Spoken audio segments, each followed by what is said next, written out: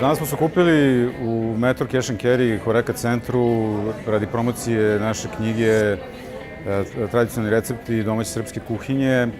Ovaj projekat je trajao više od godinu dana, što istraživački rad, što sama tehnologija, da kažemo, proizvodnje knjige.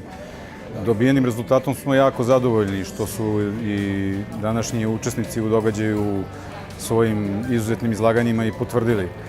Ova knjiga je namenjena svima praktično, od amatera kuvara do profesionalaca, od, da kažemo, žitelja Srbije pa do svih turista koji su zainteresovani za kulturu ishrane koja je ovde od pamtiveka.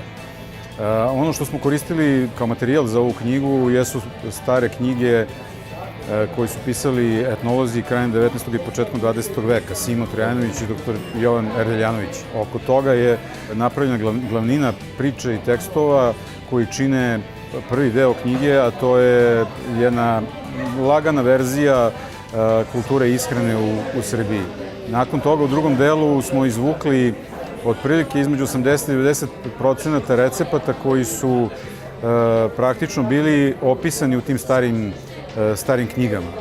Zašto smo to radili? Zato što postoji međunarodna standardizacija tradicionalne kuhinje i tradicionalnog spremanja hrane, a ona kaže da mora postojati pouzdani pisani dokaz o tome šta se u nekom prethodnom periodu u prošlosti jelo i pripremalo na nekom određenom geografskom regionu.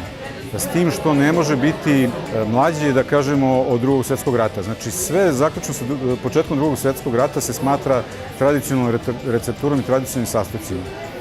To smo koristili u ovoj knjizi i to je jedan naš pokušaj amatera kuvara, to je glavna karakteristika ove knjige, zato ima i tu odrednicu domaća, zato što su svi recepti praktično kreirani na bazi tih starih zapisa i starih knjiga od strane amatera kuvara, sa amaterskom fotografijom i naravno jednim profesionalnim grafičkim dizajnom i profesionalnom štampom. I to je jedan naš pokušaj, što je rekao jedan poznati naš veliki mislilac, sećanje na prošlost je jedan zavežljaj koji svako od nas nosi. Sa ovom knjigom smo mi napravili jedan zavežljaj koji ćemo pokušati da ostavimo za sve buduće generacije.